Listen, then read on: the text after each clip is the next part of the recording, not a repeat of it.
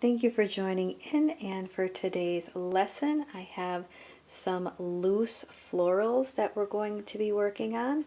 There's a few different shapes of flowers there, different colors we're going to get into, and some different palettes that I'm using. I will show a close-up of all the swatches there. So let's jump right in.